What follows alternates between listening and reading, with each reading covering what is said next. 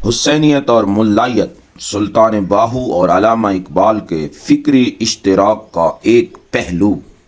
دین اسلام کی اساس اس نظریے پر ہے جو انسان کو لا خوف علیہم ولا ہم یحزنون کا مستحق بناتی ہے، اور حضرت انسان مومن خوف خدا کے سوا کسی کا خوف نہیں رکھتا۔ اس کا علم اور اس کا عمل حق ہو جاتا ہے اور محض حق کے لیے ہی ہوتا ہے، اور وہ باطل کے آگے سیسا پلائی دیوار بن کر آخری سانس تک توکل علی اللہ کی لاٹھی لیے کھڑا رہتا ہے۔ دین اسلام کی محافظت اور مدافعت ہمیشہ علماء ربانیین کا خاصہ رہی ہے، اور ایسے علماء اہل حق ہر دور میں موجود رہے ہیں۔ سنن ابن ماجہ میں حدیث رسول صلی اللہ علیہ وآلہ وسلم ہے، قیامت کے دن 3 قسم کے لوگ شفاعت کریں گے: انبیاء علیہ السلام، علماء اور شہداء۔ انہی علماء حق کے لیے اللہ کے رسول صلی اللہ علیہ وآلہ وسلم کا فرمان ہے کہ تمام بھلائیوں میں اعلیٰ درجہ کی بھلائی علماء کا خیر ہے۔ اس کی سب سے بڑی مثال مانی ذب عظیم نواس رسول صلی اللہ علیہ وآلہ وسلم، جگر گوشہ بطول، سید الشہداء امام علی مقام سیدنا حسین بن علی رضی اللہ عنہ کی ذات پاک ہے، جنہوں نے اپنے علم اور عمل سے واضح فرما دیا کہ اللہ تعالیٰ کے دین کی بقا ہی عین علم و عمل ہے، اور جو اس کے مخالف ہوا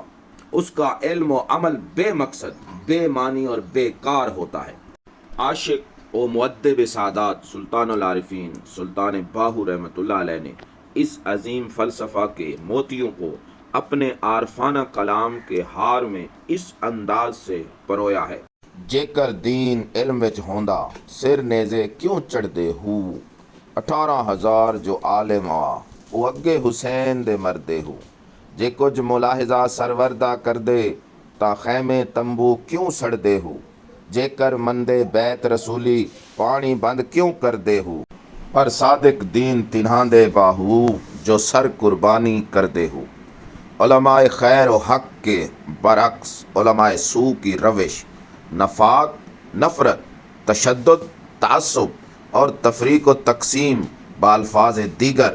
دینی اساس کو کھوکھلا کرنے کی کوشش کرتی رہتی ہے، لیکن ان کے لاکھ جتن کر لینے کے بعد بھی حق ہمیشہ بلند رہتا ہے۔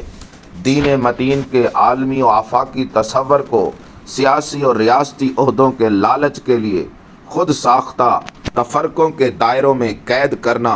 اور اعمال کی حقیقی چاشنی و لذت و قرب و معرفت حق کی جستجو سے خالی منطقی مباحث میں الجھانا ہمیشہ سے علماء سوء کا کردار رہا ہے۔ جو کچھ علماء حق نے خدمت کی، مثلاً امام ابو حنیفہ، امام بخاری، امام غزالی، امام نصفی وغیرہ، اس کا خیر آج تک موجود ہے۔ جو کچھ علماء سوء نے کیا اس کا خمیازہ ماضی میں بھگتا گیا، اور حال میں بھی اس کے کربناک اور اندوہناک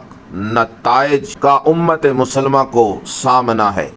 علم حجاب اکبر، رعب و دبدبے کا سکت، طاقت اور اقتدار کا نشہ، دنیا کی لالچ، حکومت کی چاہت اور نفس پرستی کی عادت انسان کو راہ حق سے ہٹا دیتی ہے اور اسے اندازہ بھی نہیں ہوتا۔ علماء سوء حضرت امام حسین کے مخالف یزیدی لشکر میں موجود تھے، جن کے دل کی آنکھیں نابینا اور سر کی آنکھیں بینائی رکھنے کے باوجود بھی چندھیائی ہوئی تھیں۔ واقعہ کربلا نے کئی جہات سے امت مسلمہ کو متاثر کیا ہے، جن میں ایک خاص پہلو علماء سوء کے کردار کا بھی ہے۔ علامہ اقبال نے اپنے معروف خطبات تشکیل جدید الہیات اسلامیہ میں اس بات پہ روشنی ڈالی ہے کہ دنیا اسلام میں اپنے کیے دھرے کے احتساب سے چھٹکارا پانے کے لیے اس زمانے کے یزیدی علماء نے تقدیر پرستی کی بنیاد ڈالی کہ جب خاندان نبوت پہ توڑے گئے مظالم پہ دنیا اسلام میں اموی بادشاہ کے خلاف جذبات ابھرے تو یزیدی علماء نے تعبیر پیش کی کہ اس میں بادشاہ کا کیا قصور، یہ تو اللہ نے تقدیر میں ایسا ہی لکھ رکھا تھا، لہٰذا یہ تو ہو کر ہی رہنا تھا۔ اقبال کے نزدیک یہ تعبیر دنیا اسلام کو احتساب عمل کے بجائے تقدیر پرستی کی طرف لے گئی، جس سے بے عملی نے فروغ پایا۔ اس فکر پہ اقبال نے اردو میں بھی کلام کیا، خبر نہیں کیا ہے نام اس کا، خدا فریبی کے خود فریبی، عمل سے فارغ ہوا مسلمان، بنا کے تقدیر کا بہانہ۔ حضرت سلطان باہو کے درج بالا بیت سے بھی یہی بات واضح ہوتی ہے کہ اگر دین علم پڑھنے پڑھانے سے نصیب ہوتا تو یزیدی لشکر میں ہزاروں علماء کی موجودگی میں خاندان نبوت کے سر نیزوں پہ کیوں چڑھائے جاتے؟ جے کر دین علم وچ ہوندا سر نیزے کیوں چڑھ دے ہو۔ دوسرا مصرع کثیر المعانی ہے، جس میں عالم اور اگے کے الفاظ قابل غور ہیں۔ 18,000 جو عالم آہا او اگے حسین دے مردے ہو۔ بعض کے نزدیک یہ عالم بامعنی جہان کے ہیں، یعنی ذبح عظیم کے وقت 18,000 جہانوں کی مخلوقات موجود تھیں، مگر کوئی بھی حسین سے سبقت نہ لے سکا۔ یہ حضرت امام حسین رضی اللہ عنہ کی روح مبارک تھی، جس نے عالم ارواح میں قربانی اسماعیل کی تکمیل کا وعدہ کیا۔ بعض کے نزدیک یہ عالم بامعنی علم رکھنے والے کے ہیں کہ محاورتاً فرمایا کہ یزیدی فوج میں 18,000 علماء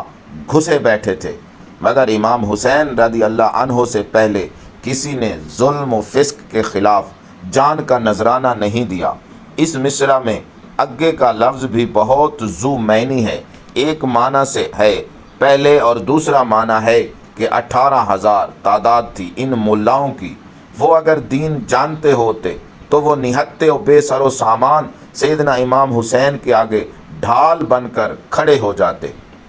اور ان کی خاطر جان تک دے دیتے، کیونکہ امام حسین رضی اللہ عنہ کا ساتھ دینے کا مطلب اہل جنت کے سردار کا ساتھ دینا تھا۔ تو اگر دین علم میں ہوتا تو وہ جنت کے سردار والی روایت کو جاننے کے باوجود اس کے مخالف کیسے کھڑے رہے؟ مگر علماء سو کو صرف اپنے عہدوں اور مناصب سے غرض تھی، اس لیے انہوں نے نہ تو شباب جنت کے سردار کا ساتھ دیا، نہ ہی امت کی کشتی نوح کو تھاما، اور نہ ہی کتاب و سنت سے اعتصام کیا۔ جے کچھ ملاحظہ سروردہ کر دے تاں خیمے تمبو کیوں سڑ دے ہو، یعنی اگر ان علماء سو کی آنکھوں میں نبی پاک سرور دو عالم صلی اللہ علیہ وآلہ وسلم کا ذرا سا بھی لحاظ ہوتا تو جہاں خانوادہ نبوت کی پاکیزہ پردہ دار بیبیاں قیام پذیر تھیں، ان تنبو اور خیموں کو تو نہ جلانے دیتے۔ جے کر مندے بیت رسولی پانی کیوں بند کر دے ہو۔ یہ علماء سو سیاست اور ریاست کے عہدوں، منصبوں اور انعامات کے اس قدر پجاری بن گئے اور حق سے ایسے دور ہو گئے کہ وہ یزید کی بیعت تو مانتے تھے، مگر نبی پاک کی بیعت کو ٹھکرا دیا۔ اور نبی پاک صلی اللہ علیہ وآلہ وسلم کی بیعت وہ بیعت ہے جسے سورہ فتح میں اللہ کریم نے اپنی بیعت فرمایا ہے۔ علماء سو نے اگر بیعت محمدی کو نہ ٹھکرایا ہوتا تو محمد رسول اللہ صلی اللہ علیہ وآلہ وسلم کی شریعت کے کس اصول کے تحت محمد رسول اللہ صلی اللہ علیہ وآلہ وسلم کی اطرت کا پانی بند رکھا۔ بیعت کے آخری مصرع میں حضرت سلطان باہو رحمۃ اللہ علیہ نے حضرت امام علی مقام رضی اللہ عنہ کا ساتھ دینے والے اور ان کی حفاظت و مدافعت میں شہید ہونے والے شہدائے کربلا کو خراج تحسین پیش کیا ہے۔ پر صادق دین تنہا دے باہو جو سر قربانی کر دے ہو، یعنی ایک دینی نمونہ علماء سو نے پیش کیا کہ نہ نبی پاک کا لحاظ کیا، نہ نبی پاک کی بیعت کا لحاظ کیا۔ اس کے برعکس ایک دینی نمونہ امام علی مقام کے رفقا نے پیش کیا کہ اپنے سر حسین کی اطاعت میں قربان کر دیے۔ ان میں سچے وہی ہیں جنہوں نے سروں کے نذرانے پیش کر دیے، نہ کہ وہ جنہوں نے عہدوں، پوشاکوں اور سیاسی ریل پیل کو حاصل کیا۔ یزیدی لشکر کے علماء اور ان کے پیروکار ملائیت کے علم بردار تسبیح کھڑکانے اور بزدل علماء سو کے متعلق سلطان العارفین رحمۃ اللہ علیہ اپنی تصنیف محق الفقر کلام میں فرماتے ہیں، علم نا علم است کہ بر ارباب جا جادہ است آن از پہ تسخیر شاہ۔ وہ علم نہیں جو عزت و مرتبہ چاہنے والے بادشاہ کو تسخیر کرنے کے لیے ہو۔ ابیات باہو میں جہاں جہاں علماء سو کا محاسبہ کیا گیا ہے، وہاں اگر تاریخی جائزے کی کوشش کی جائے تو سارے اشارے یزیدی دربار سے وابستہ علماء کی طرف ہی جاتے دکھائی دیتے ہیں۔ مثلا ایک جگہ آپ فرماتے ہیں، پڑھ پڑھ علم ملوک رجھاون، کیا ہویا اس پڑھیاں ہوں، ہرگز مکھن مول نہ آوے پھٹے دودھ دے کڑیاں ہوں۔ یعنی ملا علم کے ذریعے بادشاہوں کے دل موہنا چاہتے ہیں۔ اس پہ حضرت سلطان باہو رحمۃ اللہ علیہ تشبیہ قائم کرتے ہوئے کہتے ہیں کہ جتنی مرضی کوشش کر لی جائے، خراب دودھ سے مکھن نہیں نکالا جا سکتا۔ مراد یہ ہے کہ علماء سو کا علم دین حاصل کرنے کا مقصد لوگوں کو حقیقت کا متلاشی بنانا نہیں ہوتا، معرفت حق کی طرف راغب کرنا نہیں ہوتا، معبود حقیقی کی رضا اور خوشنودی کے حصول کی طرف لے جانا نہیں ہوتا، کمال بندگی کو حاصل کرنے کی تمنا پیدا کرنا نہیں ہوتا، لوگوں کے شعور کو آفاقی شعور سے متصل کرنا نہیں ہوتا، سینوں کو روشنی اور نور سے منور کرنے کی راہ بتانا نہیں ہوتا، بلکہ ان کا مقصد حکمرانوں کی نظروں میں مقام اور توجہ حاصل کرنا ہوتا ہے۔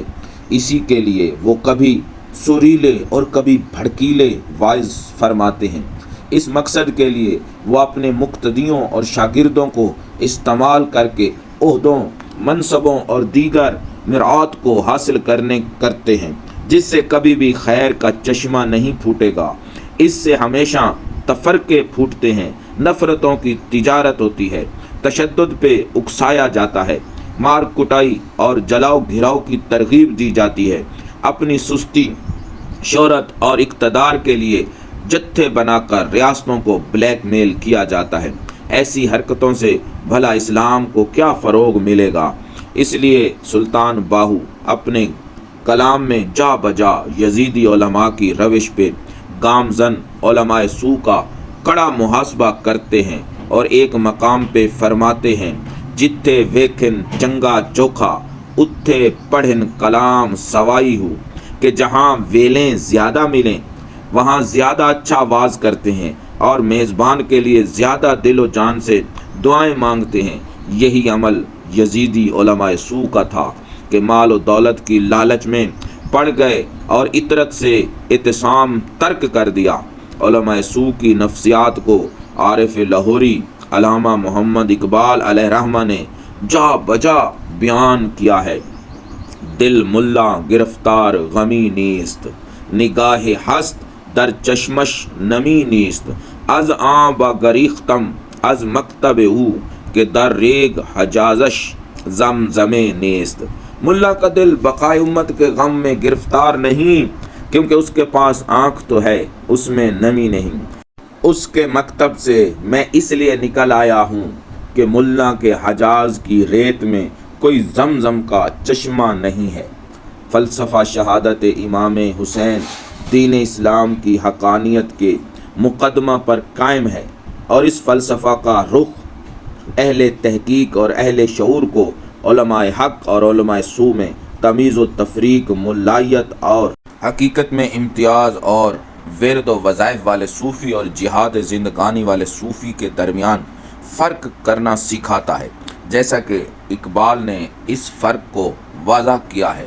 الفاظ و معانی میں تفاوت نہیں، لیکن ملا کی اذاں اور مجاہد کی اذاں اور۔ میدان کربلا میں یوں تو بظاہر دونوں طرف کلمہ گو عالم دین موجود تھے، لیکن ایک جانب وہ عالم تھے جو علماء ورثائے الانبیاء تھے، جن کے فقہ نے انہیں سکا کیا ہے، اور ایک طرف دنیا کی چاہت رکھنے والے علماء سو تھے کہ جن پر اقبال ضرب کلیم میں کاری ضرب مارتے ہوئے لکھتے ہیں: خود بدلتے نہیں قرآن بدل دیتے ہیں، ہوئے کس درجہ فقیہان حرم بے توفیق۔ علم کی حقیقت الف میں پنہاں ہے، اور وہ الف اسم اللہ ہو ہے، اور جس نے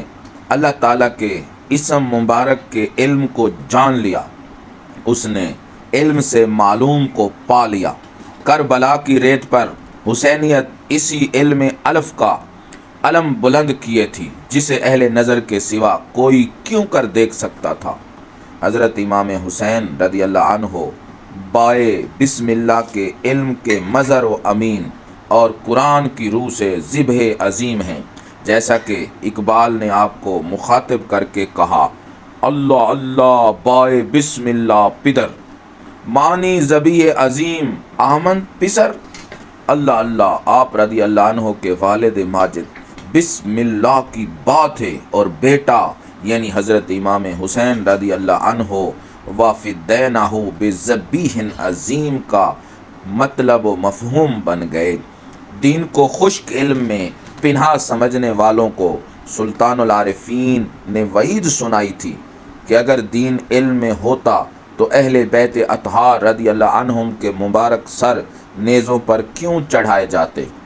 وہ علم جو معلوم سے ناآشنا کیے رکھے اور کوفیوں کی طرح بزدل اور دنیا کی حرص و لالچ کا قیدی بنا دے، وہ علم کبھی بھی العلم فریدۃ نہیں ہو سکتا۔ اقبال اس حقیقت سے پردہ اٹھاتے ہوئے کہتے ہیں: حقیقت ابدی ہے مقام شبیری، بدلتے رہتے ہیں انداز کوفی و شامی۔ حضرت سلطان بہو رحمۃ اللہ علیہ کے ابیات میں قطعاً نفی علم ہے، اور نہ ہی علماء حق کی نفی، بلکہ ان علماء سو کی نفی ہے جنہوں نے یزید سے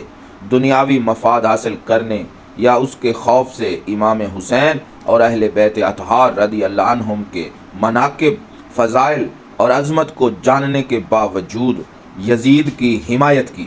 جنہوں نے صرف دنیاوی مفاد کی خاطر دین کو بیچ ڈالا۔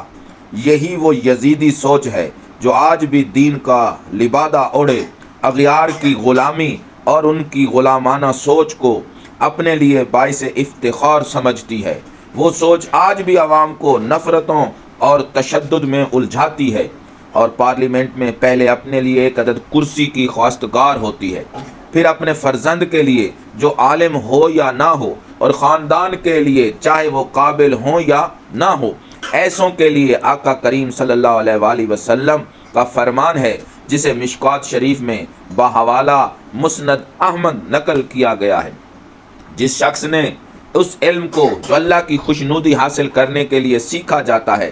اس لیے سیکھا تاکہ اس کے ذریعے دنیا کمائے، ایسا شخص جنت کی خوشبو نہ پائے گا۔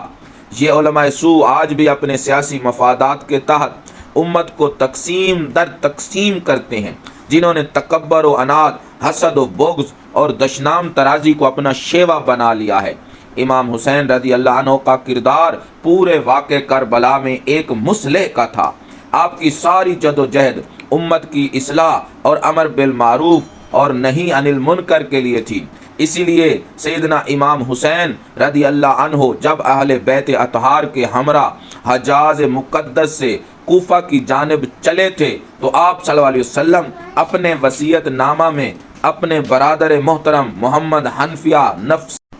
زکیہ کو لکھتے ہیں کہ میں سرکشی اور مقام طلبی کی خاطر یا ظلم و فساد پھیلانے کی خاطر نہیں چلا ہوں، بلکہ میرا مقصد صرف نانا کی امت کی اصلاح کرنا اور عمل بالمعروف اور نہی عن المنکر کرنا اور بابا کی سیرت پر عمل پیرا ہونا ہے۔ اگر آپ کی چاہ علماء سو کی طرح دنیا ہوتی تو آپ جنگی ساز و سامان کے ہمراہ ہوتے۔ اقبال کہتے ہیں: مدعیش سلطنت بودے اگر، خود نہ کر دے با چنین سامان سفر۔ اگر ان کا مقصد سلطنت حاصل کرنا ہوتا تو اتنے تھوڑے ساز و سامان کے ساتھ یہ سفر اختیار نہ کر۔ الغرض کوفیوں کی وعدہ خلافی اور دھوکہ دہی پر آپ نے اسے نصیب کے ہاتھوں نہ دیا، بلکہ الف کی تلوار بن گئے اور باطل کے آگے سر نہ جھکایا۔ اقبال کہتے ہیں کہ مومن ہر حال میں اپنی نگاہ مالک پر رکھتا ہے اور تقدیر کا بہانہ بنا کر مایوس و بے بس نہیں بن جاتا۔ اقبال کے ہاں فقر غیور اسی مومن کی نشانی ہے جو سنت حسین کا پیروکار ہے اور دنیا کی فکر اور چاہ و طلب میں اپنے دل کو گرفتار نہیں رکھتا، بلکہ اس کا دل اللہ و بس ما سوا اللہ ہوس کی آماج گاہ ہوتا ہے۔ پسپائی اور رسوائی کا سبب اور کوئی نہیں لیکن یہ ہے کہ ہم نے اپنے کردار، گفتار، علم و عمل، ظاہر و باطن میں فقر شبیری کی بجائے روایتی ترش و شیرنی کی علمیت اور ملائیت کو اختیار کر لیا ہے۔ بقول عارف لاہوری، واعظاں کی جلوہ بر محراب و منبر می کند، چوں بخلوت می رونداں کار دیگر می کند، مشکل دارم ز دانشمند محفل باز پرس توبہ فرمایاں چرا خود توبہ کم تر می کند۔ واعظ لوگ جب محراب و منبر پر جلوہ فرما ہوتے ہیں وہاں جو باتیں کرتے ہیں خلوت میں جا کر ان کے برخلاف کام کرتے ہیں۔ میری ایک مشکل ہے، محفل کے دانش مند سے ایک دفعہ پھر پوچھ کر بتائیں کہ جو لوگ توبہ کرنے کا فرماتے ہیں وہ خود توبہ کیوں نہیں کرتے؟ حضرت سلطان باہو نے اپنے ابیات میں اسی حقیقت کو واضح کیا ہے کہ وہ تمام علماء جو لشکر باطل، لشکر یزید میں تھے، ان کے کسب علم کا انہیں کچھ فائدہ نہیں ہونا کہ وہ علم انہیں بچا نہیں سکا بلکہ ان کی ہلاکت کا سبب بن گیا۔ ایسوں کا علم زمین پر فساد بپا کرنے کے سوا کچھ اور نہیں ہو سکتا۔ بقول اقبال، دین ملا فی سبیل اللہ فساد، اس لیے فساد اور تشدد کی راہ کو ترک کر کے علماء حق کی راہ کو یعنی امن و استقامت کو اختیار کرنا چاہیے۔ علامہ اقبال نصیحت کرتے ہیں کہ روم را در آتش تبریز سوز، کہ جب تک روم کو تبریز کی آگ میں پگھلایا نہیں جاتا بدی پہ اکسانے والے نفس کو زیر نہیں کیا جا سکتا۔ امام مالک کا قول ہے کہ جس نے تصوف، تزکیہ سیکھا اور فقہ چھوڑ دی وہ گمراہ ہوا، اور جس نے فقہ سیکھی مگر تصوف، تزکیہ حاصل نہ کر سکا وہ فسق و فساد میں مبتلا ہوا، جبکہ جس نے دونوں یعنی فقہ و تصوف کو جمع کر لیا وہ صاحب تحقیق ہو گیا۔ امام مالک کے قول کا اقبالیاتی ترجمہ کہ روم و تبریز کو جمع کر لیا جائے تو مسائل حل ہو جاتے ہیں۔ فی زمانہ امت کو ایسے ہی علماء کی ضرورت ہے جو علم ظاہر اور علم باطن کا حسین امتزاج رکھتے ہیں۔ یہی انبیاء علیہم السلام کے حقیقی وارث ہیں، کیونکہ انبیاء علیہم السلام کی وراثت میں دونوں علوم پائے جاتے ہیں، اور یہی علماء ربانیین ہیں جو امت کے لیے سراسر خیر کا سرچشمہ ہیں، جن کا سوچنا خیر، جن کا دیکھنا خیر، جن کا لکھنا خیر، جن کا پڑھنا خیر، جن کا پڑھانا خیر اور جن کا بولنا خیر پر مبنی ہوتا ہے۔ حضرت جابر رضی اللہ عنہ سے روایت ہے کہ رسول اللہ صلی اللہ علیہ وآلہ وسلم نے ارشاد فرمایا، ہر عالم کے پاس مت بیٹھو سوائے اس عالم کے جو تمہیں 5 چیزوں کی طرف بلائے: شک سے یقین کی طرف، دشمنی سے خیر خواہی کی طرف، تکبر سے تواضع کی طرف، ریاکاری سے اخلاص کی طرف، اور دنیا کی رغبت سے بے رغبتی کی طرف۔ یہ علماء خیر سے ہی ممکن ہو سکتا ہے۔ اللہ تعالیٰ کی بارگاہ میں دعا ہے کہ وہ ہمیں علماء خیر کی رفاقت اور ان کے پاس بیٹھنا نصیب فرمائے۔ آمین ثم آمین۔